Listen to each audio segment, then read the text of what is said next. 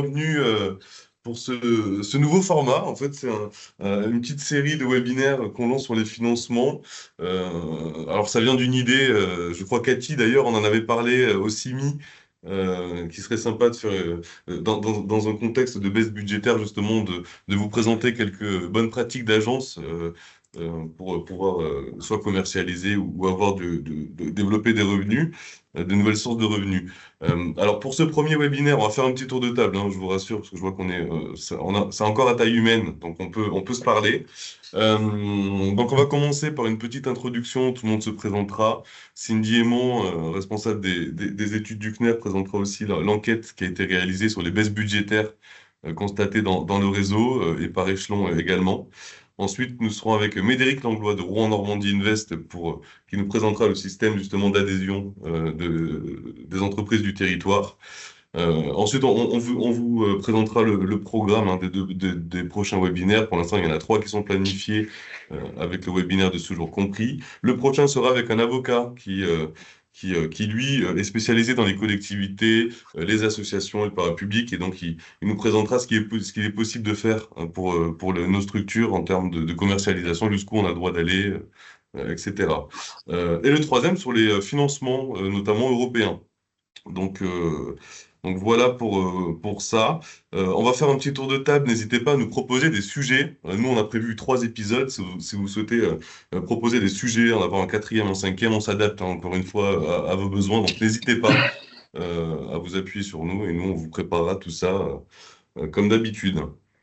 Alors, on va commencer par un petit tour de table. Je vois qu'il y a encore quelques arrivants. Alors, dans l'ordre des caméras, j'ai Angelina.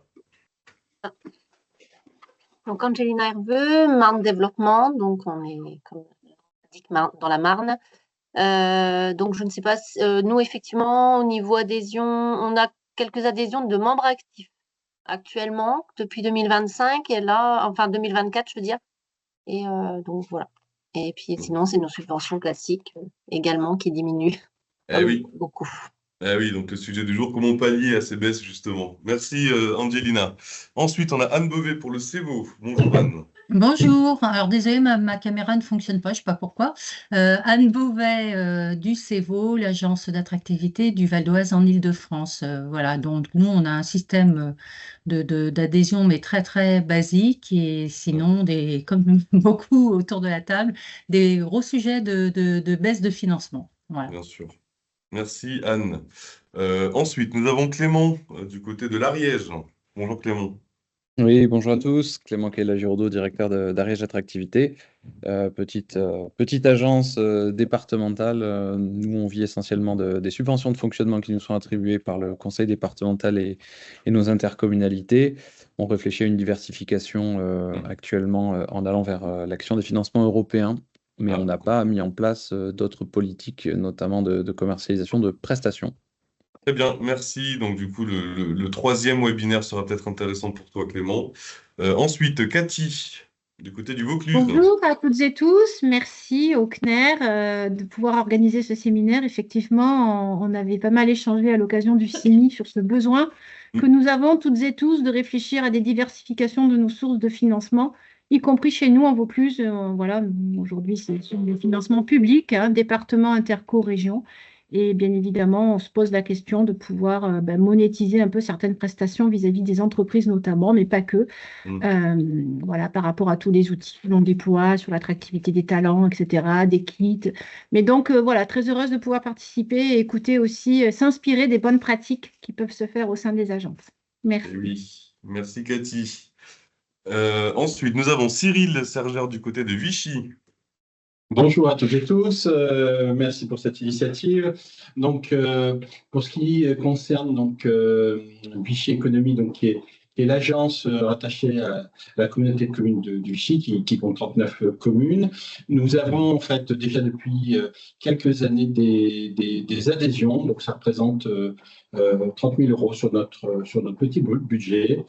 Et c'est une source de financement qui vient compléter les subventions qu'on peut recevoir par ailleurs de l'agglomération et également des ressources qui viennent d'un de nos outils au service du territoire qui est un annuaire économique dont on assure une régie publicitaire qui nous apporte également des ressources complémentaires. Voilà, et puis donc très intéressé par ces échanges et également vos pratiques sur vos territoires. Merci. Merci Cyril. Ensuite, j'ai Adeline, c'est pour Grenoble. Bonjour, Adeline Scolela de l'agence d'attractivité Grenoble-Alpes. Eh ben, nous, on n'a pas du tout d'adhésion. Notre source de financement, c'est subventions métropolitaines et taxes de séjour. Mm. Et donc, voilà, c'est un petit peu complexe pour nous aussi. Je me pose exactement les mêmes questions aussi que Cathy, notamment sur l'attractivité des talents, l'accueil de nouveaux arrivants. Voilà, donc très curieuse d'écouter tout ça. Merci Oui. beaucoup pour l'initiative. Avec plaisir. Alors, votre présidente, Mélina Héranger, est désormais trésorière de la fédération et sera présente au séminaire stratégique du président. Je crois qu'elle est dans la session du 11 avril. Oui, tout à fait. J'en profite pour faire une petite parenthèse. Le président du CNER souhaite faire un séminaire stratégique avec l'ensemble des adhérents. Donc, 2 sessions sont organisées. Au départ, il en voulait une seule, mais étant donné que tout le monde n'était pas disponible à la même date, il maintient les 2. Donc, il reste quelques places pour le 3 avril. Ce sera à la Maison d'Amérique latine, dans les locaux du CNER, au 3e étage. On mangera tous ensemble au rez-de-chaussée. Et pour la session du 11, pour celles et ceux qui seront présents le 11 avril, ce sera chez Business France, avec la présence de Marie-Cécile Tardieu, Guillaume Basset. Mais il n'y a plus de place pour le 11, alors du coup, je vous encourage à vous inscrire pour le 3 avril. Si vous souhaitez plus d'informations, n'hésitez pas à le mettre dans le chat et on vous enverra le lien d'inscription. Je crois qu'il reste exactement 10 places. Donc n'hésitez pas sur une capacité de 25-30. Voilà, petite parenthèse. Ensuite, Gilles du côté de LE Lille. Bonjour. Ah, il n'y a pas le micro. C'est pas grave. Voilà, vous m'entendez? Oui, super. Oui. Bon, bonjour à tous, donc Gilles Gallien, donc de l'agence d'attractivité Hello Lille, de la métropole européenne de Lille. Alors donc nous, on fonctionne avec une subvention métropolitaine principalement, mais on fonctionne également avec un système d'adhésion qui nous rapporte environ 90 000 € chaque année. Et on essaie de développer aussi la culture des ressources propres, de la culture de la recette en fait, avec des partenariats. Donc quand on participe à des salons, on demande à nos partenaires, voilà, aux gros porteurs un peu de la métropole de nous accompagner sur le salon et donc de nous aider à prendre en charge les coûts financiers de ces déplacements-là. Et puis, de manière un peu plus anecdotique, on propose aussi de faire des pages de publicité dans nos éditions, voilà, pour également faire un petit peu de publicité et des dépôts-ventes d'objets estampillés avec la marque Hello Lille dans les offices de tourisme de la métropole. Voilà. Ok, merci. Grégory, du côté de Vardronnalpes Entreprises. Oui, bonjour à tous. Donc l'agence régionale économique. Nous aussi, on a pas mal d'adhésions, puisqu'en tant qu'association, on se doit d'avoir des membres. Donc on a à peu près 1 millier d'adhésions à l'agence. Et on est principalement subventionné par les fonds régions et départements. Et on se pose aussi, puisqu'on a eu des baisses de fonctionnement, donc comment amener des ressources financières supplémentaires. Ok. Voilà. Merci Grégory. Ensuite, dans l'ordre des caméras, j'ai Béatrice Joly. Oui, bonjour à tous. Je vais mettre ma caméra. Bonjour. Oui, bonjour à tous. Donc, Béatrice Joly, je représente l'agence économique régionale Bourgogne-Franche-Comté. Nous, on a un statut particulier puisque nous sommes une SPL, une société publique locale. Ça veut dire que l'on a des actionnaires que sont principalement la région et puis les EPCI. On a du coup une centaine d'actionnaires. Et donc, nous ne pouvons rendre des prestations que à nos actionnaires.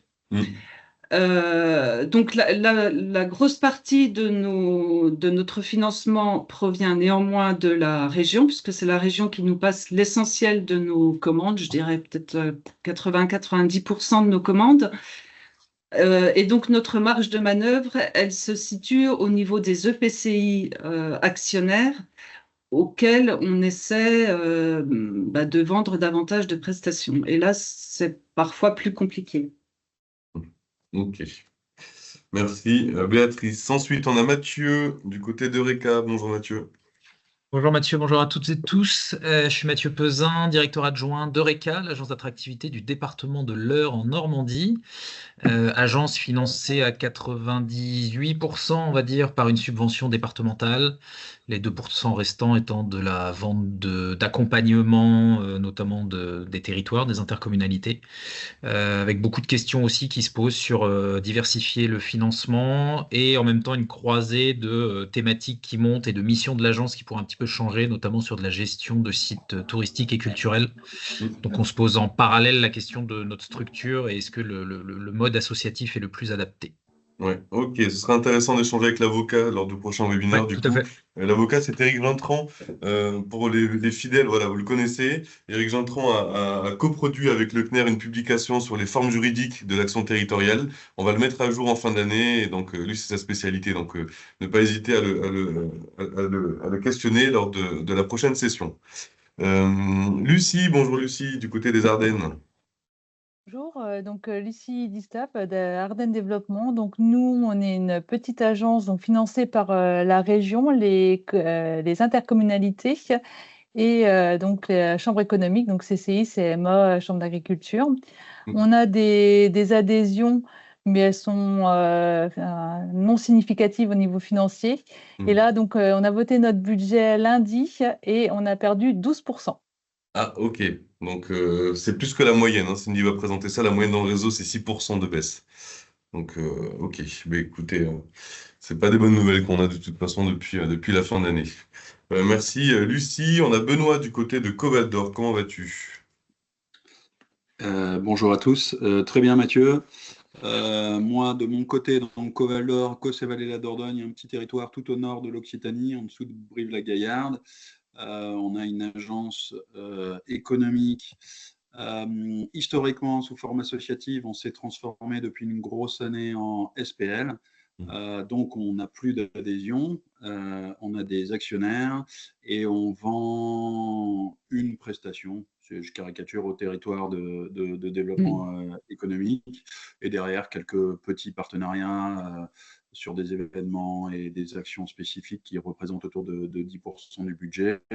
Et de notre côté aussi, au moment de la transformation en SPL, qui est assujetti à la TVA, nous avons perdu la TVA, ce qui nous fait une baisse mécanique. En tout cas, il n'y a pas eu d'augmentation de budget, donc une baisse mécanique de l'ordre, alors pas tout à fait 20%, parce qu'il y a des choses qui est récupérable, mais comme on a essentiellement de la masse salariale, on pourrait dire une baisse de l'ordre de 15%. Oui, ok. Merci, Benoît. Véronique, du côté de l'Adira. Bonjour, Véronique. Bonjour. Alors, je voulais aussi en préambule m'associer aux remerciements pour l'organisation de ces webinaires. Je pense que c'est très, très intéressant. On a sûrement plein de choses à échanger. Alors, à l'Adira, on est une association de 35 personnes, donc c'est l'agence de développement d'Alsace. On est principalement financé par la région, 40%, la CEA, qui est notre département alsacien, 40%, et depuis peu par les EPCI à hauteur de 20%. En fait, on est passé d'un système où on était financé à peu près à 12-13% par les agglos alsaciennes à un système depuis cette année où tous les EPCI alsaciens nous financent. Donc, ça n'a pas été un exercice facile puisqu'ils sont passés d'une cotisation à peu près pour 40 Comcom exactement, d'une cotisation annuelle de 70 € à des montants de cotisation qui varient selon leur taille de 1000 à un peu plus de 20 000 €. Donc, exercice compliqué, très, très compliqué, je ne vous cache pas. Bon, on a été appuyé en ça, en fait, par un accord qui remonte à la création de la collectivité européenne d'Alsace, donc en 2018, et on a enfin réussi cette année à ce qu'il soit appliqué. Donc, on avait l'appui de la loi, mais ça reste néanmoins très, très compliqué de faire ce genre d'exercice. Voilà, donc 40-40-20, région, département et EPCI. On est, comme vous tous, confrontés effectivement à une baisse de nos ressources budgétaires. Alors, dans un peu moins que ce qu'on a entendu, c'est à peu près 4-5% de baisse de nos subventions.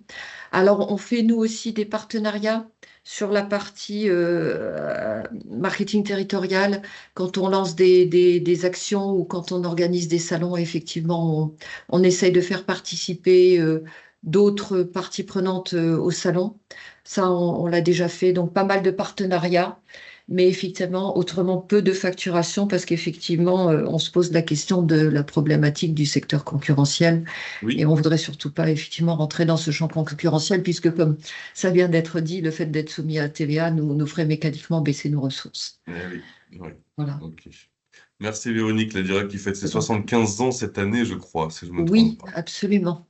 Une ancienne agence. Eh oui, merci. Ensuite, nous avons Inès pour Brest Initiative. Bonjour, j'essaye de faire fonctionner ma caméra, mais ça ne fonctionne pas. Je suis C'est Ah pas si, grave, c'est c'est bon, bon, super. c'est bon.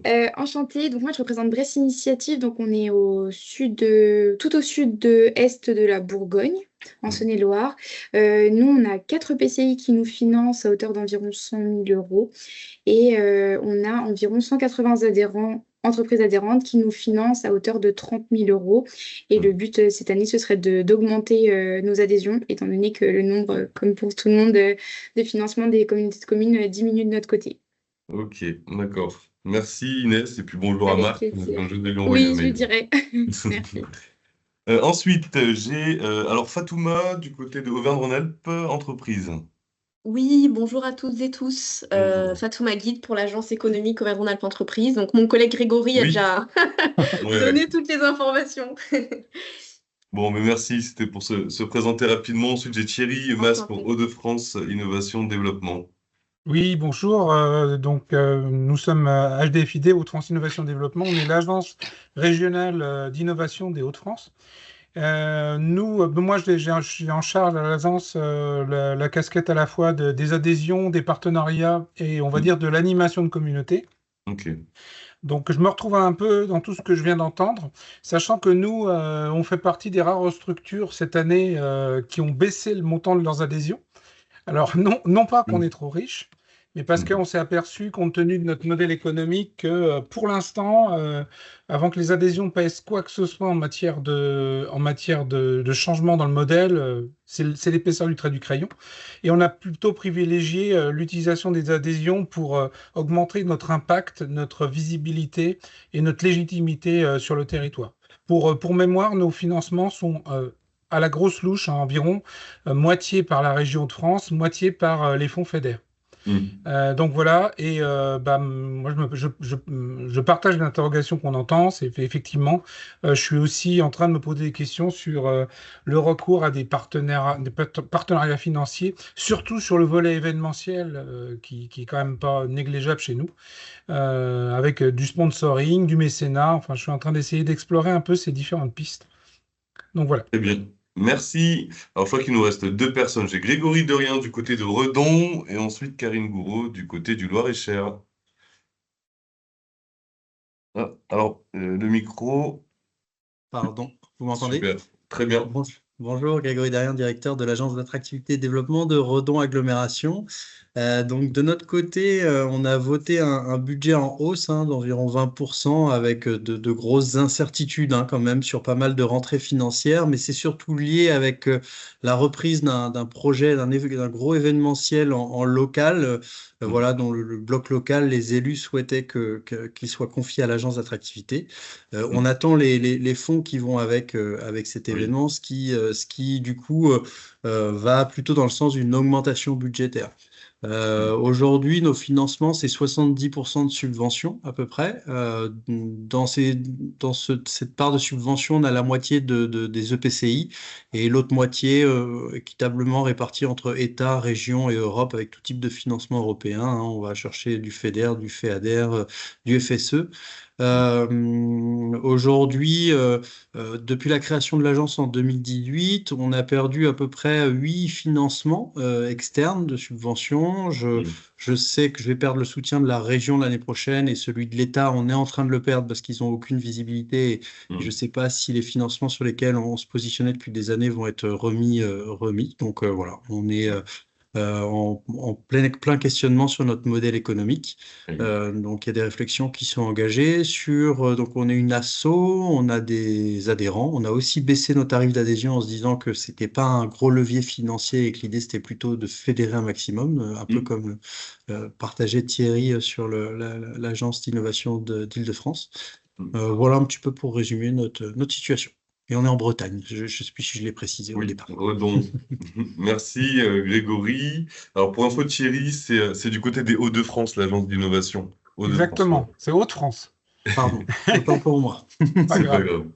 Karine.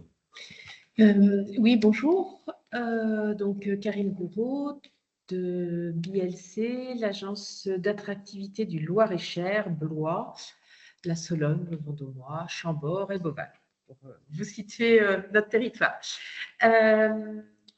Alors pour nous, on est financé à 90% par le conseil départemental. Donc si cette année, j'ai eu un maintien de subvention, très clairement, je ne suis pas certaine que ce sera un maintien pour les années à venir. Donc repenser les adhésions, d'autant que les adhésions, pour moi, ça n'a jamais été... Enfin, j'avoue que depuis la création de l'agence, il y a 5 ans maintenant, ça n'avait pas été une priorité. Mais là, c'est vrai que j'aurais un peu besoin de vos arguments. Enfin, comment vous présentez les choses pour fédérer, en fait, et pour que ce soit plutôt des adhésions de soutien. Et ça, je suis assez preneur si vous acceptiez de me transmettre, je dirais, quelques arguments. Ensuite, nous, oui, enfin, pour finir avec les adhésions, c'est parce que l'objectif, ce serait quand même d'augmenter sensiblement notre nombre d'adhérents. Puis, je dois juste dire, c'est que nous également, nous ne sommes pas assujettis à la TVA. Pour autant, nous avons isolé fiscalement, on a l'autorisation, enfin, on a la possibilité juridiquement, enfin, fiscalement plutôt, en tant qu'association, de réaliser jusqu'à 70 000 € de chiffre d'affaires. Alors, c'est peu, mais pour des petites associations comme les nôtres, avec nous, on a un petit peu moins d'1 million d'euros de budget, hein, donc on est une petite structure par rapport à un certain nombre d'entre vous, mais c'est quand même 70 000 € de chiffre d'affaires qui peuvent être réalisés en prestation en étant assujettis à la TVA. Il faut demander l'autorisation à l'administration fiscale. Mais ça, c'est quelque chose qui, pour nous, en tout cas, fonctionne bien parce que ça nous permet de générer quelques missions. Voilà, c'est tout ce que j'avais à dire. Merci. Non, ce serait intéressant aussi du côté du CNER, pourquoi pas, de faire un mix un petit peu de tous les argumentaires et vous mettre un petit peu un laïus des argumentaires. Alors très rapidement, parce que notre invité du jour, Médéric, pardon, je t'ai oublié, du coup tu ne t'es pas présenté. Ensuite, je vois que Grégory lève la main, on ira ensuite avec Grégory. Médéric. Donc, ça va être très bref, hein, surtout que je vais reparler ensuite.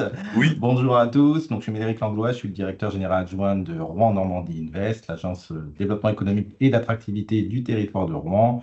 On se revoit juste après la présentation du CNER, je crois que c'est Cindy, et d'ailleurs je voulais la remercier pour le travail qu'elle avait fait, parce que ça reste une étude qui est hautement impactante, hein, entendre tout le monde, on voit qu'on est en plein dans le sujet, et les futurs déroulés qui vont arriver, c'est-à-dire les thématiques à venir, rentrent pleinement dans l'attente des adhérents.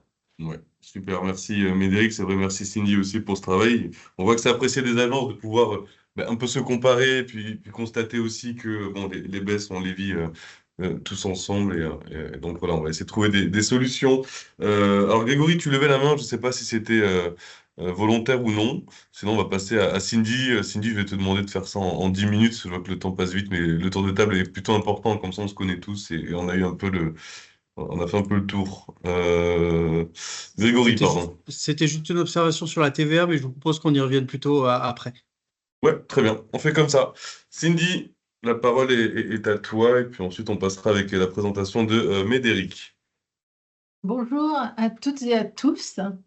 Alors, je connais certains d'entre vous et d'autres noms me sont inconnus. Donc, moi, je suis responsable des études, des publications et du contenu éditorial au CNER depuis plus d'1 an maintenant. Et donc, on va voir ensemble les résultats de cette enquête que nous avons menée entre décembre et janvier. Ouais. 52... Tu peux mettre en plein écran, s'il te plaît? Je crois que tu as le bouton rouge. Bouge pas, j'arrive. Ouais, voilà, merci. Ça va comme ça? Merci. Donc, on a 52 agences qui ont répondu à l'enquête, soit 40% du réseau, ce qui n'est pas mal puisque certains budgets n'étaient pas encore tout à fait définis. Donc, avoir eu 52 réponses, c'est quand même pas mal. 13 agences régionales qui incluent les DROMCOM, les 15 agences départementales, 10 métropolitaines et 14 locales. Alors, si on passe à l'état des lieux des baisses de budget, en général, donc tout échelon confondu, on a une baisse en moyenne de 6,1%, avec une baisse maximum de 28% qui est sur une petite agence locale qui indiquait qu'ils allaient prendre sur leur réserve pour cette année. Un euro, c'est 220 750 € en moyenne. Alors, c'est fortement influencé par les 3,9 millions de pertes pour une agence régionale, une grosse agence régionale. Et cette perte, du coup, influe fortement sur la moyenne. Si on regarde la valeur médiane, on est à 60 000 €. Alors, justement, l'échelon régional, on a 7% en moyenne, avec une baisse maximum de 27,5% pour cette fameuse agence régionale qui, donc, en euros, est impactée de 3,9 millions, en moyenne 663 000 €. Si on exclut cette grosse perte de 3,9 millions, la moyenne ne serait que entre guillemets, 260 000 € pour cet échelon régional. Échelon départemental, une moyenne de moins 6% avec une baisse maximum de moins 16% pour une agence départementale dont je n'ai pas le nom. En moyenne, 127 800 € de perte avec 409 000 € maximum. Échelon métropolitain, moins 6%, une baisse maximum de 17%. En moyenne, 163 500 €, une baisse maximum de 570 000 €. Échelon local, donc qui exclut l'échelon métropolitain, moins 5,3% en moyenne, avec la baisse maximum de moins 28% pour cette fameuse agence locale qui a indiqué qu'ils allaient prendre sur leur réserve. En moyenne, 21 700 € avec une baisse maximum de 75 000 €. Alors là, on a 12 agences sur les 52 qui annoncent des baisses égales ou supérieures à 10%. Mais on peut aussi mettre en parallèle 13 agences sur 52 qui annoncent des budgets équivalents à 2024. Mais la plupart des baisses, une grosse partie des baisses se trouve plus mesurée, entre moins 1 et moins 9%. Les conséquences possibles qui ont été déclarées par les répondants à cette enquête. On a des conséquences, donc on va dire une conséquence sur 2 en termes de fonctionnement et une autre sur les actions. Donc, en gros, beaucoup de conséquences sur les ressources humaines. C'est l'un des plus grosses, une grande partie de l'enquête qui a concentré 39 occurrences quand même. 30 occurrences pour la baisse des actions en général, avec à l'intérieur le choix de réduire l'événementiel et la communication en premier lieu. Donc justement, sur les actions, on a limitation de la présence à des salons, mais voilà, une réduction des dépenses en communication, réduire les actions en général, y compris internationales. Alors là, c'est des agences qui n'ont pas forcément précisé de quel type d'action ils allaient réduire. Donc j'ai tout réuni là sur les 22 occurrences. Arrêt ou pas de nouveaux projets ou arrêt ou pas de nouvelles missions. Perte de légitimité sur des sujets, de l'attractivité auprès des élus. Révision possible du périmètre des missions, augmentation des missions facturées et mutualisation d'actions avec effectifs similaires. Sur le fonctionnement, on a une diminution du personnel pour 29 occurrences, c'est-à-dire suppression des effectifs ou non-remplacement des départs, donc y compris les départs en retraite. On a à craindre une démotivation, une altération du climat social ou une perte de réactivité ou une augmentation des charges de travail. Et forcément, qui aura pour conséquence potentiellement une perte de talent, une gel de masse salariale, réduction des formations et internalisation de fonctions. Budgétairement parlant, on est sur des conséquences avec un effet ciseau pour 2026 qui est à craindre, un autofinancement accru, une prendre sur les réserves financières qui a été donnée 2 fois, limitation des dépenses administratives, pas d'investissement sur des outils innovants du genre l'intelligence artificielle, reclassement d'un salarié vers une activité plus rémunératrice et la suppression des adhésions à certains réseaux. Les pistes de réflexion à actionner qui est toujours déclarée par les répondants à l'enquête. En termes d'action, on a fait la fameuse rationalisation des actions, développer des actions, des services payants par les entreprises, cofinancement de programmes d'action avec d'autres partenaires financiers, baisse de la participation au salon, mutualisation des stands et baisse des actions de communication. Pour le budget, on va rechercher des financements européens, des partenaires privés, des entreprises, augmenter la mise en place des systèmes d'adhésion entreprise ou augmenter l'adhésion des entreprises, le montant de l'adhésion. Autre source de financement, Agence de l'eau, DREETS, DREAL, ADEME, répondre à des AMI. Subvention directe de la part du ministère de l'économie et de l'industrie, c'était donné une fois, je l'ai mise quand même, malgré tout, ne sait-on jamais. Financement de pépinières par la région et fusion de satellites et autres agences départementales ou CRT.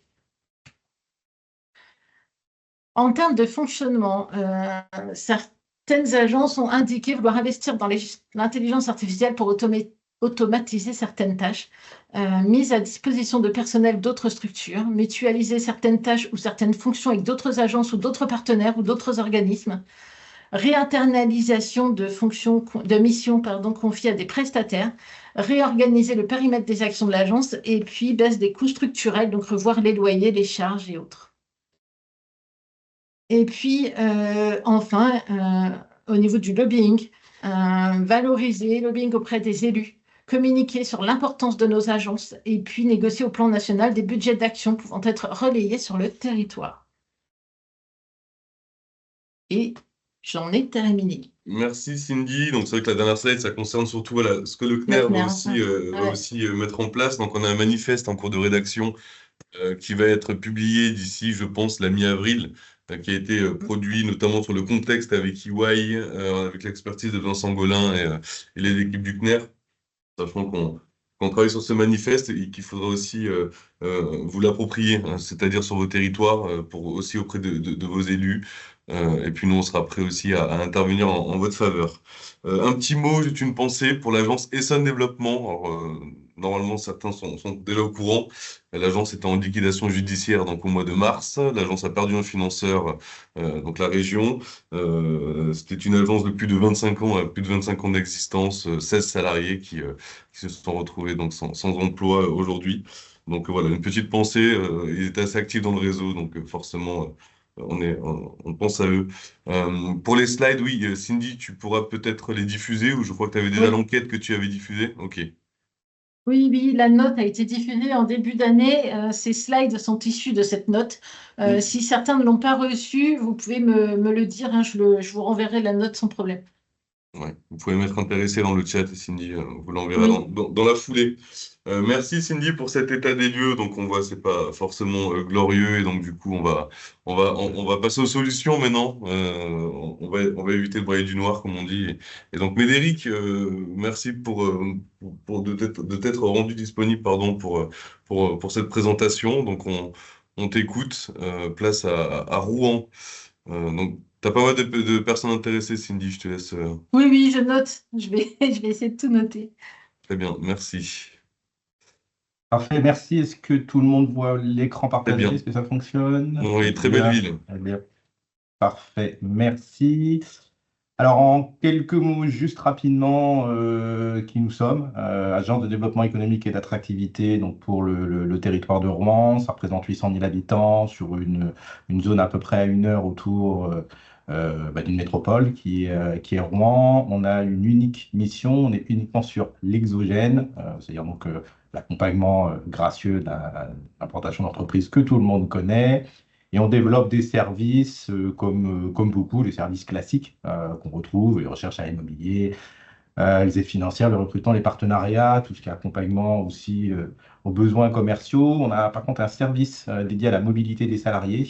Ça, je sais que toutes les agences ne les ont pas. J'en reparlerai peut-être juste après. On accompagne également dans la recherche d'emploi pour le conjoint, dans le cadre des implantations d'entreprises, et le tout sous un engagement de réponse sous 24 heures. Donc l'objectif, c'était de parler un petit peu du système d'adhésion qu'on a pu mettre en place. Nous, c'est une structure qui est ancienne, avec plus d'une trentaine d'années d'ancienneté.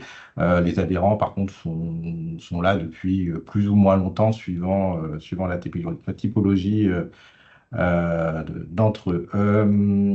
Au niveau, juste un petit rappel déjà de quoi on parle, hein. On parle bien des adhérents et pas des ambassadeurs. Donc la différence, c'est-à-dire que les ambassadeurs peuvent être adhérents, mais quand on est adhérent, on est par principe ambassadeur d'un territoire. On rappelle simplement rapidement qu'en étant adhérent, déjà, on apporte un soutien financier au travers d'une cotisation. Alors, j'ai bien compris qu'ici, ce n'était pas le cas de tout le monde présent, notamment au niveau des SPL, où c'est plus compliqué puisque c'est lié à l'actionnariat derrière. C'est un engagement quand on est adhérent, normalement, et je n'oppose pas les deux, hein, que ce soit bien clair, le réseau d'ambassadeurs est important, réseau d'adhérents également. En général, les adhérents, c'est un engagement qui apparaît plus structuré et plus durable dans le temps. On est sur le principe de ce qui n'a pas de prix n'a pas de valeur. À partir du moment où vous cotisez, vous faites un effort, vous attendez, ou en tout cas, vous êtes dans une démarche peut-être plus proactive. C'est-à-dire, un adhérent va plutôt partager au niveau communication, par exemple, et relayer la bonne parole du territoire. Et ça sera un premier porte-parole. L'adhérent est dans un positionnement qui est différent, avec à la fois un relais, normalement, et puis surtout un engagement en termes d'implication au niveau de la structure, parce qu'il a un intérêt direct, tant à ce que la structure, normalement, réussisse, que à ce que le territoire puisse se développer. Et c'est aussi une des raisons pour lesquelles il peut adhérer. Les adhérents, c'est aussi une gouvernance qui est plus participative, puisqu'à partir du moment où ils sont directement au sein de la structure, donc ils participent normalement aux décisions, que ce soit par le biais d'ateliers, en co-construction, par exemple d'un plan stratégique. Alors chaque structure est différente, hein. Moi je parle d'une manière générale, mais en tout cas, ils sont là vraiment pour pouvoir participer aux décisions stratégiques de l'agence, et c'est quelque chose qui effectivement est important.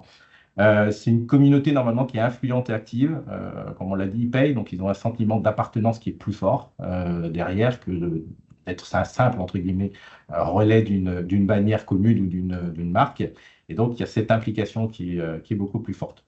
Derrière, c'est aussi des opportunités business et une mise en réseau accrue, puisque à partir du moment où vous avez la différence, un réseau d'ambassadeurs, normalement, on essaie de faire plutôt du quantitatif en général. Pour des questions d'affichage, pour des questions politiques, enfin, peu importe. Là, on est plutôt le réseau d'adhérents, c'est plutôt des opportunités business dans le sens où déjà, on va toucher la tête, c'est-à-dire que celui qui paye, c'est celui qui est présent. Donc, en général, c'est plutôt un chef d'entreprise qui a un carnet d'adresses. Donc, on est plus dans ce réseau, alors que quand on est ambassadeur, tout dépend de la typologie d'ambassadeur, mais on a certains réseaux d'ambassadeurs qui ont pu être construits. Au final, on a un coach local, le coiffeur du coin, je caricature volontairement, mais parfois on peut se retrouver avec des fonctions qui peuvent être un peu en décalage et on a moins ces opportunités business qui ressortent. C'est également peut-être une manière de fonctionner en matière d'animation et d'événements qui seront du coup plus structurés, avec des personnes normalement qui devraient plus facilement y participer, puisqu'ils sont par principe plus impliqués directement dans la structure en elle-même. Donc on peut mobiliser sur des dossiers, on peut les mobiliser sur des rencontres business, et c'est surtout des relations normalement de long terme, puisque à partir du moment où ils adhèrent, il faut espérer, c'est souvent le cas, qu'ils restent quand même adhérents un certain nombre d'années, donc ça permet de tisser de vraies relations construites et pérennes dans le temps. Et comme on a un réseau d'adhérents qui finalement est moins nombreux qu'un réseau quantitatif d'ambassadeurs, c'est aussi des coûts plus maîtrisés. Ce n'est pas anodin en période de réduction de coûts. Quand vous organisez une manifestation pour réunir justement un noyau dur, si vous avez un nombre restreint d'adhérents, le coût d'organisation est différent. Je me souviendrai toujours d'un très beau territoire qui m'expliquait que comme ils avaient plus de 10 000 adhérents, quand ils devaient les réunir, ils devaient louer un aérogare. Les coûts ne sont pas du tout les mêmes quand on est sur un réseau d'ambassadeurs fort, extrêmement important, ou effectivement adhérents. Alors derrière, c'est pourquoi développer un réseau d'adhérents en termes d'intérêt pour une structure. Et puis je terminerai sur ce qui pourrait être mis en avant, qui répondra à ce que Karine Gouraud avait justement tout à l'heure évoqué, c'est-à-dire des idées où j'ai essayé de rassembler un peu tout ce qui peut exister sur le sujet, ce qui pourrait être actionné pour essayer justement de sensibiliser demain des entreprises à rejoindre votre futur réseau d'adhérents. On l'a vu, on a parlé rapidement, donc c'est déjà avoir un réseau d'adhérence, ça permet d'avoir un véritable ancrage territorial fort et donc d'avoir un intérêt commun, puisque ce sont des personnes qui se réunissent et qui veulent participer activement au développement économique du territoire et donc s'impliquer. Deuxième volet, et c'est un des premiers qui nous intéresse aussi ici, bien sûr, c'est d'avoir des financements complémentaires. On ne va jamais rentrer dans le domaine privé, hein, on est tous soumis au montant des subventions, hein, qui représentent pour certains 95% du budget, c'est important. On reste à la marge, mais on peut obtenir des sommes quand même conséquentes, hein. J'ai entendu tout à l'heure, je crois qu'il y avait, j'avais noté à 90 000 € pour Hello Lille au niveau cotisation des adhérents. C'est important et ça représente rapidement quand même une somme qui peut permettre de financer une ou deux personnes au sein de la structure pour pouvoir se consacrer à des missions qui lui sont propres. Avoir des financements complémentaires, c'est aussi pouvoir afficher et sortir de ce qu'on peut facilement reprocher aux agences de développement économique, c'est de dire, en cas de contrôle de la Cour régionale des comptes, attention, vous tombez dans une gestion de fait, et donc vous avez un unique ou quasiment unique financeur, donc vous ne devriez pas exister en tant que tel, vous n'êtes qu'une émanation publique, donc vous devriez être en clair internalisé, ou à défaut, à minima, appliquer les règles propres à l'EPCI, ce qu'on ne fait pas tous suivant les modèles de chaque structure. Avoir un réseau d'adhérents forts, c'est développer une communauté engagée. Donc là, on fédère vraiment l'ensemble des acteurs, mais également les fédérations, les réseaux d'entreprises qui peuvent être sur le territoire. C'est être vraiment au contact aussi des besoins des entreprises, et ça, c'est vraiment important. Même si nous, on traite avec les entreprises en matière d'implantation et de développement, il faut bien connaître leurs problématiques du quotidien. Elles travaillent aussi sur nos territoires, et donc c'est important de pouvoir échanger régulièrement et avoir ces remontées de terrain. Donc c'est vraiment un lien direct qu'on peut comme ça actionner en fonction des besoins de l'agence. C'est un effet de levier pour le réseau. Donc là, c'est pour pouvoir les mobiliser, soit sur des dossiers, soit sur des partenariats. Attendez, vous étiez plusieurs à piloter des événements, par exemple. Donc, c'est ces fameux partenariats public-privé, d'arriver à avoir du mécénat également. Toute cette dynamique collective qui fait qu'ensemble, finalement, on est plus fort. À partir du moment où ils sont déjà adhérents à une agence, c'est quand même plus facile d'aller les démarcher et de les mobiliser sur d'autres thématiques qui peuvent être importantes aussi pour le territoire. Et puis, ils sont aussi spontanément des apporteurs d'affaires, en quelque sorte, c'est-à-dire qu'ils vont être des relais pour pouvoir vous faire remonter, ouvrir leur carnet d'adresses et vous faire remonter des données terrain ou des clients, des fournisseurs qui peuvent avoir un projet d'implantation ou de développement quelque part en France, voire à l'international, et sur lesquels on peut venir se greffer. On est tous à la recherche de projets à concrétiser sur nos territoires. Avoir un réseau d'adhérents aussi, c'est offrir une plateforme d'échange et qui est influente. Donc là, ça permet de contribuer, c'est ce que je disais tout à l'heure, à ces fameuses décisions stratégiques pour le territoire, tant un plan stratégique pour l'agence en elle-même, mais également pouvoir participer collectivement, construire une stratégie au niveau des EPCI, par exemple. Les remontées de terrain, on sait que les responsables politiques sont aussi un intérêt fort à avoir ces remontées de terrain pour pouvoir après ajuster éventuellement des politiques locales.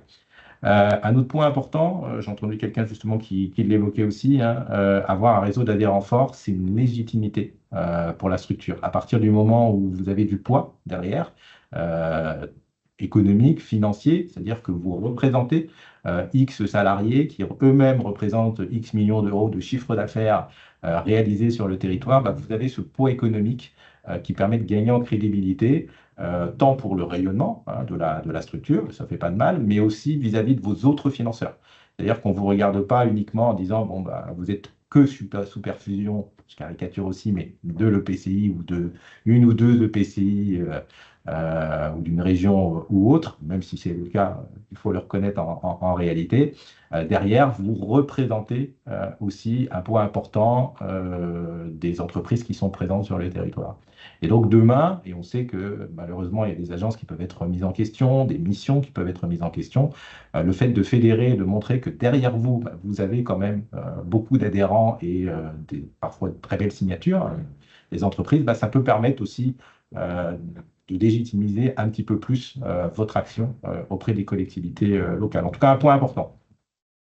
Ça permet de partager les bonnes pratiques, puisque derrière, on est au contact direct avec les adhérents. Alors nous, notre métier, c'est d'être à l'échelon entre le 100% public et puis le domaine privé. Mais justement, d'avoir ces remontées, ces bonnes pratiques. On parlait d'IA, on parle de communication, bref, tout ce qui peut se faire aussi au niveau des entreprises. En termes de nouveautés, c'est toujours important. Et donc, si vous avez des liens forts avec des adhérents, vous êtes dans l'échange, vous pouvez les mobiliser, vous créez ce réseau qui finalement permet peut-être d'avancer et de s'ouvrir un petit peu l'esprit. On parle de réseau, c'est notre métier. Notre métier, c'est fait de réseaux, de personnes, c'est le côté humain, et ça fait du bien aussi. Ces réseaux d'entreprises, il faut arriver à les avoir aussi au sein des agences, parce qu'eux-mêmes représentent plusieurs dizaines d'adhérents, centaines d'adhérents derrière, du territoire, qui peuvent être importants. On sait qu'il y a des pôles de compétitivité, par exemple, qui existent, mais ça peut être aussi des fédérations d'entreprises, des collectifs, bref, tout ce qui peut demain permettre de faire en sorte que votre structure soit aussi un lieu d'échange et de débat.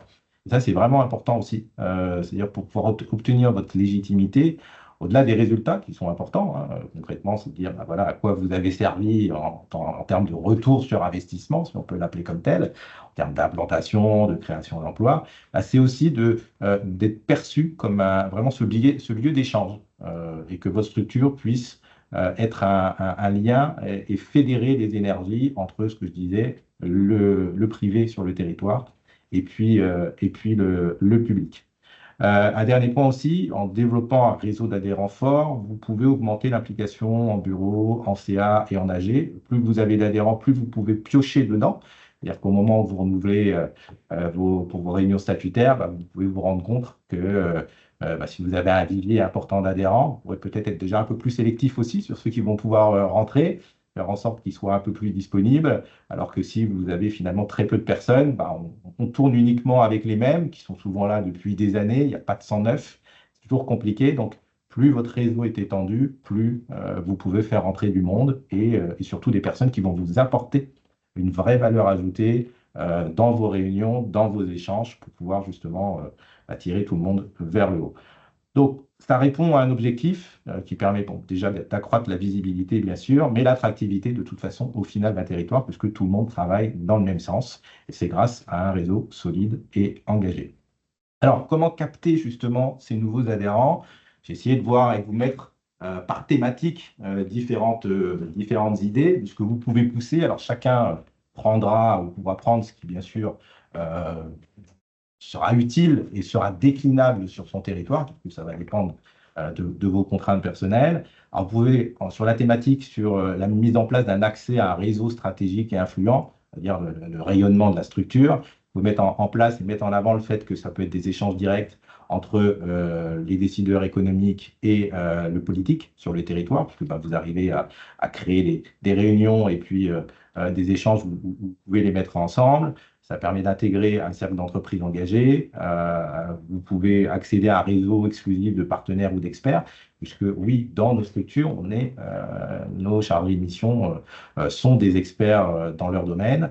Ça permet d'avoir des opportunités de collaboration et de synergie économique, se mettre en relation aussi avec des clients, des fournisseurs, et on peut venir spontanément comme ça vous trouver quand on a des questions aussi sur le territoire. Donc vous êtes un couteau suisse où naturellement, plus vous gagnez en crédibilité, plus on va se tourner vers vous pour pouvoir justement donner un petit coup de pouce et faire cette mise en relation qui est importante. L'échange des bonnes pratiques et des groupes de travail sectoriels pour justement avoir les remontées terrain. Pouvoir peser sur les orientations économiques. Ça, vous allez entendre des entreprises qui vont dire, voilà, moi j'ai des problématiques de recrutement, moi j'ai des problématiques sur tel parc d'activité, etc. Venez rejoindre un réseau, notre réseau d'adhérents, et vous allez pouvoir comme ça porter votre voix, rencontrer directement les décideurs qui pourront eux-mêmes peser et les politiques qui pourront demain prendre des décisions. Bref, c'est une action de lobbying pour avoir un plaidoyer économique sur les besoins. Et puis, vous pouvez éventuellement avoir un accès privilégié aux initiatives publiques, les choses qui peuvent être mises en place, les programmes d'accompagnement. C'est à vous de voir comment vous voulez le mettre en avant. Est-ce que vous laissez une primeur avec une présentation en premier d'abord à vos adhérents avant de le rendre public? Bref, c'est ces petites informations qui peuvent montrer qu'on a un petit côté VIP complémentaire. Deuxième thématique, c'est les opportunités business et développement commercial. Donc là, c'est un peu le nerf de la guerre pour une entreprise privée. Donc c'est de dire, rejoignez le réseau d'adhérents et vous allez pouvoir créer du lien avec d'autres chefs d'entreprise. Demain, c'est peut-être de futurs clients, futurs fournisseurs. Peut-être un accès facilité aussi à des investisseurs. Vous pouvez avoir des représentants, le capital risque par exemple, ou autres au sein de la structure. Et donc, ça permet de créer plus facilement du lien. Et on sait que ça marche avant tout parce qu'on a de la confiance aussi entre décideurs. Ça peut être une visibilité renforcée auprès des acteurs économiques. Vous pouvez créer des relations d'affaires, faciliter les échanges entre entreprises aussi du même secteur qui peuvent partager la même problématique. Mutualiser parfois des ressources. À partir du moment où vous rencontrez d'autres acteurs, il y a peut-être des synergies qui peuvent être lancées. Et puis, on en a parlé, accéder à des conseils d'accompagnement au développement commercial. Est-ce qu'au sein d'une agence, vous avez accès, j'entendais certains qui disaient qu'il y avait des annuaires d'entreprise, par exemple, ou ce genre de choses. Bon, il y a peut-être des choses qui peuvent être mises en avant pour compléter. Troisième volet, l'événementiel et le networking. Donc là, c'est mettre en avant, si vous en organisez des invitations à des événements privés exclusifs ou la possibilité de s'inscrire en premier à ce type d'événement. Parfois, c'est juste des petites choses à mettre en avant, mais qui permettent là aussi de dire, OK, j'ai quand même un petit retour sur investissement et une petite carotte complémentaire. Un accès privilégié à des conférences, tables rondes, séminaires. Là aussi, vous pouvez piocher auprès de vos adhérents aussi parce que vous les connaissez d'un point de vue qualitatif pour qu'ils puissent venir participer plus facilement, justement, si vous organisez des petites conférences, tables rondes sur le territoire à propos de thématiques particulières. Vous pouvez plus facilement aussi les mobiliser sur les salons et sur les missions économiques. On est quand même un certain nombre à aller régulièrement sur des salons. Si on peut effectivement les faire cofinancer parce que c'est avec quelques entreprises complémentaires qui acceptent soit d'y aller ou de vous accueillir aussi sur le stand. Ça, c'est des choses qu'on a pu faire. Par exemple, c'est des entreprises qui sont présentes sur un salon en particulier qui nous intéressent. Ils vont faire en sorte que tel après-midi, ils nous réservent une petite table où on peut monter des rendez-vous d'affaires. Pendant tout le temps du salon, il y a la plaquette du territoire qui sont mises en avant aussi, à côté de leur propre offre business. Et ça, c'est plus facile à faire à partir du moment où vous avez vraiment des acteurs impliqués pour le développement économique et avant tout, en général, quand ils sont adhérents et sensibilisés à vos démarches. Après, c'est tout ce qui est organisation de rencontres B2B, là aussi entre entreprises et investisseurs. On parlait d'opportunités de prise de parole lors d'événements thématiques, mais ça peut être aussi après-demain sur du mécénat en mettant en avant leurs actions pour le territoire. Networking, tout ce qui peut être petit déjeuner, after works, on est sur du classique. Sur des sessions de speed meeting, par exemple, on parlait de la problématique RH qui est prégnante sur nos territoires. On a régulièrement des remontées de terrain d'entreprises qui ont des difficultés à recruter, peut-être d'organiser dans un local que vous pourrez vous faire prêter par un autre adhérent une thématique particulière et vous faites intervenir et chacun, qui vont payer les petits fours ou je ne sais quoi, vous, ça vous coûte zéro et finalement, vous avez réussi à organiser une manifestation qui ne vous coûte rien, mais qui est hautement importante dedans en termes d'animation pour les entreprises du territoire. Mais on peut le décliner sur les voyages d'études, pareil, ou sur les visites d'entreprise, de manière globale. Quatrième thématique qu'on peut mettre en avant et pousser, c'est la visibilité et la communication. Donc les adhérents, en fonction là aussi des possibilités de chacun, ça peut être poussé sur des supports de communication de l'agence, ça peut être sur des articles mis en avant sur le site internet, sur les réseaux sociaux, mis en avant sur des événements économiques comme on en a parlé, les citer ou les reprendre peut-être plus spontanément dans les newsletters ou dans les publications. Alors attention, il faut toujours rester équilibré pour ne pas donner l'impression qu'on favorise tel ou un tel, mais c'est toujours dans l'idée de pouvoir à disposition d'avoir des ressources intéressantes. Et donc, comme vous connaissez bien ces adhérents-là, vous savez ce qu'ils valent, qu'ils peuvent vous apporter, donc c'est plus facile d'aller justement les solliciter. Ça peut être participer à des campagnes de communication. Donc nous, par exemple, sur notre campagne de communication là, qui a tourné pendant 2 ans, elle était co-signée. Il y avait la structure et il y avait une entreprise qui co-signait le visuel et qui relayait aussi à son tour, à ses frais, la campagne. Donc c'est aussi des économies substantielles et on s'appuyait sur notre réseau d'adhérents pour pouvoir le faire. Possibilité de citer éventuellement dans des études ou rapports économiques. Sponsoring ou mécénat, c'est quand vous organisez des manifestations. Donc là, ils peuvent avoir un accès peut-être plus direct et privilégié. Avoir des opportunités de co-branding, je viens d'en citer sur le domaine communication. Une visibilité accrue auprès des institutions publiques. Et puis, avoir des témoignages, des interviews. Encore une fois, je ne recommande pas que ce soit exclusif, hein. Il faut toujours diversifier, mais voilà, d'avoir de temps en temps et de mettre en avant les actions des adhérents, ça leur fait plaisir aussi. Et nous, ça nous permet aussi de mettre en avant des bonnes pratiques. Et pour autant, on mettra en avant toutes les bonnes pratiques qui ont lieu sur le territoire, adhérent ou non.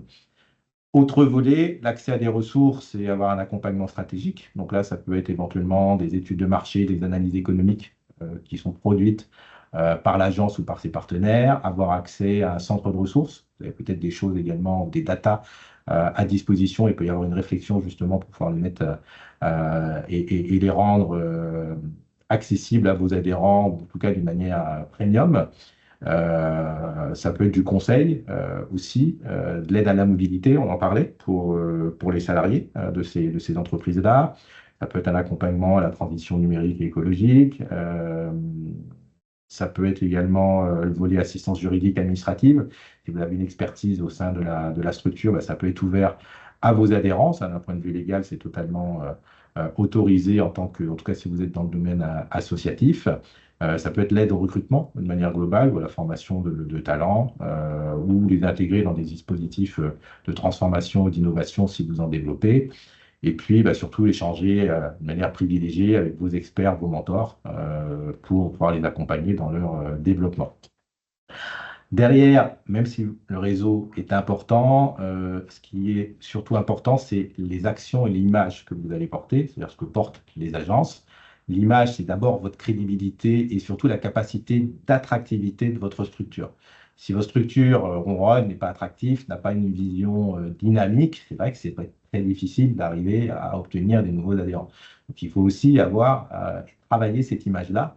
On parlait de l'organisation de manifestations qui peuvent être reconnues, qui deviennent des événements peut-être phares aussi sur le territoire et qui disent « Ok, là c'est important, je vois que l'agence compte ».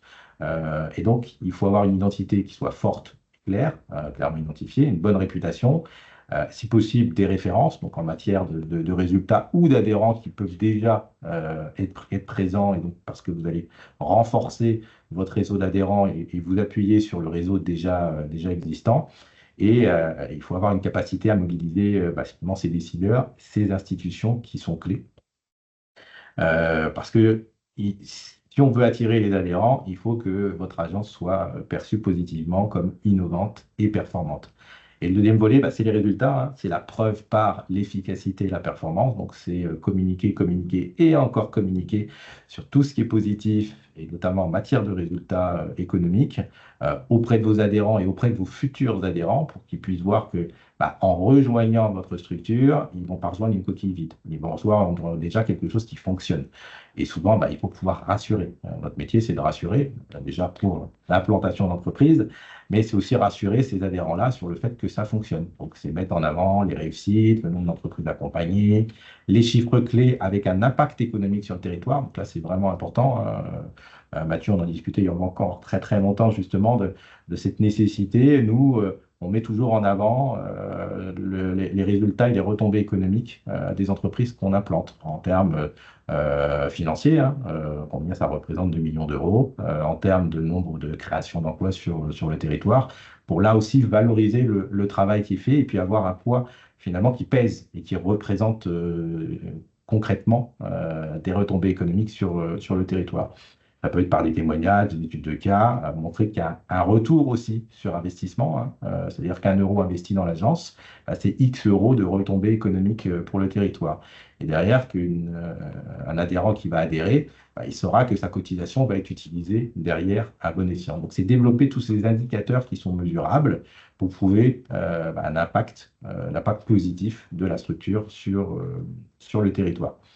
Alors, plus particulièrement sur Rouen Normandie Invest, sur l'ensemble de ces services et contreparties, entre guillemets, que j'ai cités, que vous pourriez développer demain, et j'espère que ça pourra éventuellement vous servir. Alors nous, c'est différent, c'est parce que on n'en a aucun.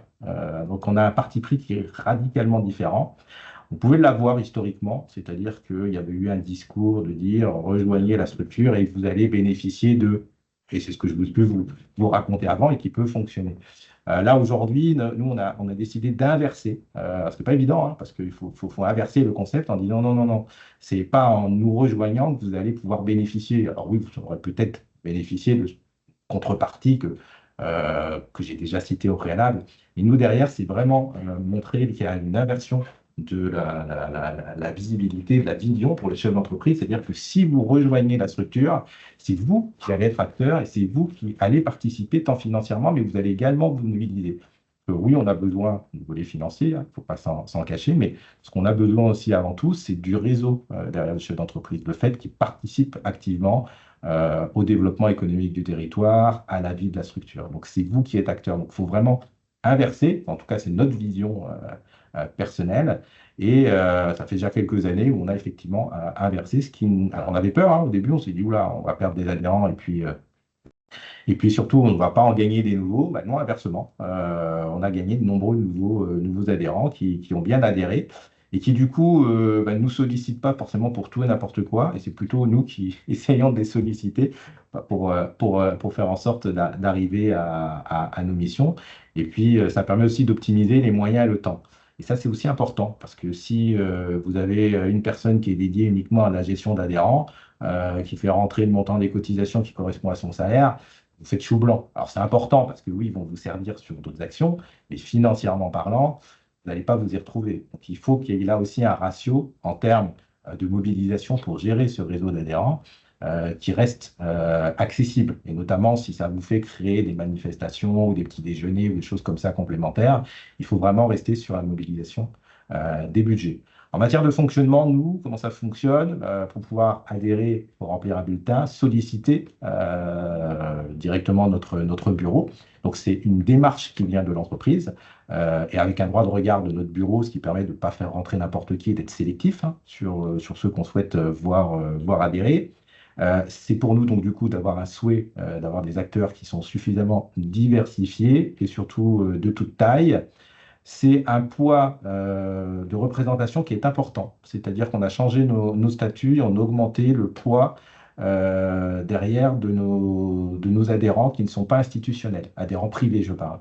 Aujourd'hui, nos adhérents privés, c'est 80% des voix en assemblée générale et 40% des voix en conseil d'administration. C'est-à-dire que ça va largement au-delà du poids financier finalement de ce qu'ils apportent à l'agence. Et donc, il a fallu travailler aussi avec nos principaux financeurs pour leur faire comprendre qu'ils avaient aussi un intérêt justement à ce que on puisse avoir plus d'adhérents, tant financièrement qu'en matière de fonctionnement, mais ce qui veut dire du coup rogner un petit peu sur le poids que peuvent avoir justement ces institutionnels en matière de droit de vote. Alors, ils n'ont pas tout perdu, hein, ils gardent la majorité, et puis il n'y a pas de souci, mais c'est important, en tout cas, de laisser une place importante à ces adhérents privés. C'est également dans nos statuts, on les a changés il y a 1 an et demi pour pouvoir permettre des adhésions à coût zéro. Parce que on avait des structures qui ne pouvaient pas adhérer parce que financièrement ça ne passait pas du tout. Ou alors des structures qui nous disaient ok on adhère mais vous adhérez aussi. Donc au final on faisait un chèque en blanc, ça faisait du temps, faire un appel de cotisation alors que c'était pour le même montant. Et c'est des structures qu'on voulait vraiment au sein de notre agence. Et donc du coup ils ont un statut un peu particulier où ils ne payent pas. Mais pour autant ça n'a pas heurté ceux qui payaient derrière. Donc ça nous laisse la possibilité comme ça d'actionner sur des choses très spécifiques et de faire entrer un adhérent parce que on considère qu'il va vraiment apporter quelque chose de positif au sein de la structure. Et puis enfin, on a également une charte de déontologie directement dans nos statuts, parce que ça nous paraît important là aussi. À partir du moment où on a des adhérents qui peuvent avoir accès parfois à des données qui sont semi-confidentielles, on va dire, ou encore pas forcément publiques, qui s'engagent aussi clairement, là aussi, au travers des statuts de la structure. On a un coût d'adhésion qui est proportionné au chiffre d'affaires. Alors pour vous donner un ordre d'idée, on va de 100 à 2000 euros par membre. Moins de 500 000 euros de chiffre d'affaires, ça correspond à 100 euros. Et donc, c'était une volonté de pouvoir ouvrir finalement à des petites structures, à des petites startups qui sont aussi tout à fait, qui sont très importantes, même par rapport à des grands groupes, parce qu'ils apportent une fraîcheur, un dynamisme, et puis des secteurs d'activité qui peuvent être nouveaux. Donc, il y a un vrai parti pris de faire un effort financier pour pouvoir les faire rentrer parce qu'ils nous intéressent. Ensuite, entre 500 000 euros et 2 millions d'euros, on est à 500 euros de cotisation. Entre 2 millions et 10 millions, on est à 1000 euros. Et au-delà de 10 millions d'euros de chiffre d'affaires, on est à 1500 euros la cotisation. Et tout ce qui est institutionnel, établissement public et établissement financier, c'est-à-dire les banques, ils sont à 2000 euros. Voilà, ça c'est le système de cotisation qui est mis en place. Et on a une possibilité également de faire des dons libres. Alors ça, c'est une nouveauté, on est en train de la tester, parce qu'en tant qu'association, on peut recevoir des dons. Et donc, on est en train de voir effectivement pour les sociétés qui, à un moment donné, seront satisfaites ou auront envie de faire un coup de pouce supplémentaire. On leur offre cette possibilité et systématiquement, au moment de l'appel de cotisation, ils ont une autre feuille qui permet de faire des dons complémentaires, un don complémentaire libre, s'ils le souhaitent. Donc nous, en termes de résultats, lors d'aujourd'hui, c'est une centaine de membres d'une manière globale. Je parlais justement de poids économique. Donc nous, ensemble, ils pèsent plus de 50 000 salariés et 13 milliards d'euros de chiffre d'affaires. Donc là aussi, c'est important et ça permet de rappeler aussi à nos autres financeurs que effectivement le volet privé représente quand même un poids économique substantiel au sein de la structure, en tout cas en termes de représentativité. Les cotisations, j'en ai parlé. Pour nous, c'est un budget complémentaire de 80 000 euros. On a un budget d'1,5 million, donc ça reste à la marge, mais ça reste important, encore plus quand on est en période de baisse de subventions derrière. Donc c'est pas un système d'adhérents qui permettrait à une structure de survivre, mais ça peut être un complément important. Alors, j'ai vu passer rapidement les questions concernant la défiscalisation. La réponse est non. On a essayé de pouvoir obtenir l'autorisation de défiscaliser les dons, mais effectivement, les agences de développement économique, on a eu la réponse du domaine fiscal, ce n'est pas autorisé et on ne peut pas défiscaliser. Donc, s'ils font des dons, c'est effectivement des dons pour nos beaux yeux et pour remercier, en tout cas, si on a fait quelque chose qui leur semble important pour le territoire. Donc, le système d'adhésion, il a été mis en place depuis plus d'une trentaine d'années au démarrage, puisqu'on est sous forme associative. Il reste quelques adhérents historiques de grandes structures, mais il y a un taux de renouvellement qui reste quand même important derrière, parce qu'il y a des sociétés qui peuvent souffrir d'un point de vue économique, des sociétés qui peuvent malheureusement arrêter de fonctionner et donc sortir, d'autres qui effectivement disent bon bah voilà, ça correspond plus et finalement je préfère mettre ma cotisation dans un réseau autre. On comprend tout à fait, c'est pas pour autant qu'on leur ferme la porte, ils peuvent revenir bien entendu quand ils veulent, ils peuvent nous solliciter, on garde bien sûr une très bonne relation avec eux et ça permet de bien fonctionner avec un appel de cotisation qui commence dès le 2 janvier, c'est-à-dire pour la nouvelle année, ils reçoivent l'appel de cotisation parce que c'est important. Là aussi, on a beaucoup anticipé ce volet-là parce qu'on a besoin de savoir quand même qui va continuer à nous suivre l'année suivante. Parce que d'un point de vue financier, va dépendre des actions qu'on va pouvoir mener en complément. 80 000 euros, on peut quand même faire des actions substantielles et donc savoir si ou pas on va les avoir. On n'est jamais à l'abri demain que pour des raisons économiques, on a X% des adhérents qui décident de s'en aller ou même des grandes structures. C'est la vie des entreprises privées, mais il nous faut pouvoir avoir cette visibilité. Donc, on travaille dès le début d'année, puis ça nous permet aussi de faire un bilan tout de suite de l'année avec eux. Et donc, ils ont la primeur des premiers résultats avant qu'on sorte notre rapport d'activité. Et donc, on peut comme ça déjà les informer de ce qui s'est passé, de ce qu'ils ont pu louper au cours de l'année. Voilà à peu près sur l'essentiel. Je suis à disposition si vous avez des questions complémentaires. Un grand merci, Médéric, pour cette présentation. C'était hyper clair, précis. Et donc, c'était un format parfait pour un replay. puisqu'il n'y a pas eu d'interruption. Donc, un grand merci. En plus, je vois que tu as traité des questions en direct qui arrivaient du chat. Je ne sais pas si certains ont des réactions.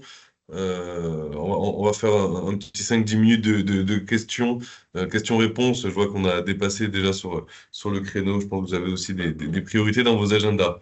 Donc allez-y, la parole est à vous. Place aux questions. Je vais envoyer la présentation à Cindy, comme ça elle centralisera. Donc n'hésitez pas Oui. comme ça à la solliciter. Si vous voulez reprendre, si ça vous intéresse, hein, sur les idées, il en manque sûrement dessus. Mais en tout cas, vous avez comme ça un support que je mets à disposition et je lui envoie là juste après. Super, merci. Bon, alors, je pense que les questions ont été posées dans le chat et tu as répondu en direct, donc c'était assez efficace. Non, moi, peut-être une remarque, si tu permets, Mathieu, pour Oui, Cathy, rebondir. vas-y. Cathy Vivauclus, remercier déjà Médéric, effectivement, pour cette présentation très claire. Moi, j'ai pas de questions, parce que du coup, Médéric, tu as répondu à la fin. J'avais des questions, effectivement, sur le montant financier que ça pouvait représenter. Donc, en fait, on se rend compte que c'est pas des gros montants que vous sollicitez. C'est des petites cotisations, quand même, par rapport au chiffre d'affaires.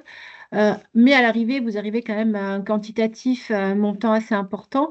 Et juste dire que moi, je trouve ça hyper intéressant parce que ça me conforte un peu dans ce que l'on fait déjà. Parce qu'en fait, nous, ce réseau, on l'a développé, on fait exactement la même chose, mais on n'a pas de système d'adhésion. Et je trouve que ta présentation est très inspirante pour se dire que c'est peut-être le moment pour nous, en Vaucluse, de passer à une adhésion payante. On verra si c'est suivi. Mais en tout cas, c'était très éclairant et moi, ça m'a vraiment conforté dans ce que l'on fait au quotidien avec nos entreprises. Donc voilà, un grand merci en tout cas. Super. Merci Cathy. Alors j'avais une question pour la DIRA très rapidement. Je pensais que la DIRA aussi faisait un appel aux dons. Alors peut-être que j'ai rêvé. Il me semblait que après quelques discussions, Véronique, tu me dis si je me Si, trompe. tout à fait. Oui, oui, mais Voilà. c'est pour ça, effectivement, que je posais la question de la défiscalisation, parce on nous demande souvent, enfin, les Ouais. entreprises nous demandent souvent s'il y a possibilité de défiscaliser, et on leur a toujours effectivement répondu non.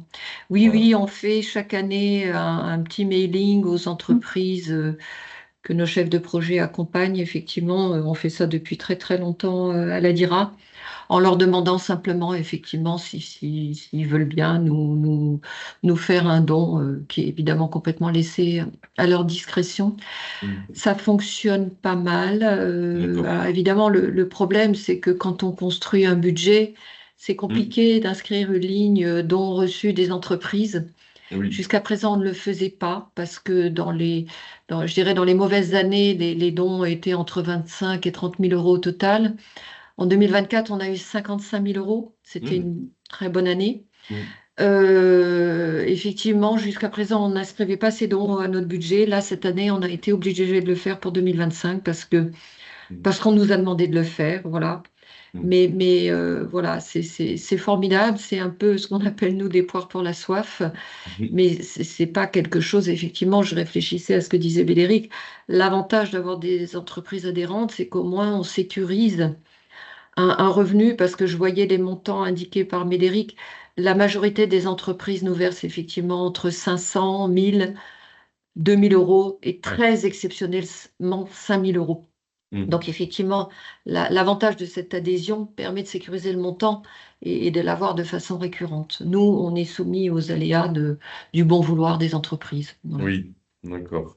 Et petite question complémentaire, par exemple, quand des dons exceptionnels dépassent les dons habituels, est-ce que c'est dû justement à un accompagnement précis dans l'année où l'entreprise se sent redevable, j'imagine, ou est-ce que non, c'est simplement par bonne relation Alors, c'est une excellente question. Je pense que c'est quand même toujours lié à la qualité du relationnel, Oui. notamment avec la personne qui aura accompagné une entreprise. C'est vrai qu'en général, les dons plus importants, comme 5000 euros, c'est le maximum d'ailleurs, sont liés souvent à la réalisation ou à l'accompagnement sur un projet particulier.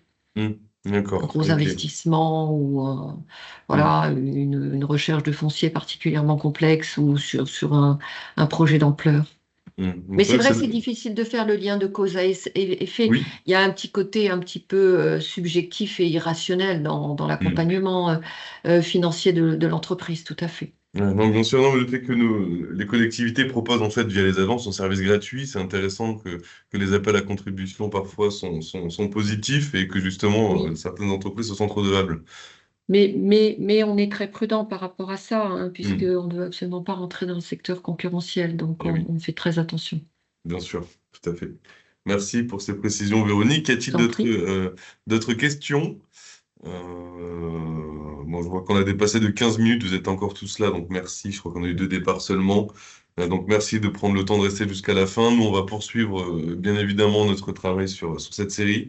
N'hésitez pas à nous proposer des sujets sur les financements, hein. On va sur les financements, mais n'hésitez pas à nous proposer des sujets dans le chat ou par mail. On est disponible pour ça. Très prochainement, donc d'ici 15 jours, 3 semaines, nous aurons un nouveau site internet, une nouvelle charte graphique qui sera lancée. Pour votre information, vous aurez un espace adhérent, du coup, qui sera pour le coup beaucoup plus qualitatif que ce que vous avez en ce moment. Donc, vous aurez un espace replay, un espace bonnes pratiques qui seront classés par thématique, dans lesquels vous retrouverez les bonnes pratiques sur format texte, sous format vidéo. Typiquement, système d'adhésion qu'on vient de vivre aujourd'hui. Nous, on pourra couper la présentation de Médéric et la rendre disponible avec l'accord. Bien évidemment, c'est uniquement accessible aux adhérents, donc avec des codes personnalisés. Voilà. Vous aurez également l'espace club qui sera du coup aussi optimisé. Vous aurez les comptes rendus, les replays, etc. Voilà ce que je peux vous annoncer. Ça arrive dans 2-3 semaines. Il y a encore quelques petits couacs sur la catégorisation des articles et la remontée. Donc, on veut que ce soit parfait avant de le lancer. C'est pour ça qu'on attend un petit peu. Ça devait sortir au début du mois. On le repousse donc d'ici 15 jours, 3 semaines. Voilà ce que je pouvais vous dire aujourd'hui. Y a-t-il des dernières questions? Non, je compte jusqu'à 3. Je compte pas, mais dans ma tête. Ok, super. Ben, merci d'avoir été présent aujourd'hui, encore en nombre. Merci Médéric pour l'envoi du support. N'hésitez pas à nous solliciter si vous souhaitez les supports du jour. En tout cas, les replays seront Merci. disponibles. Merci beaucoup. Merci, bonne journée à tous. Merci. Bonne journée. Merci.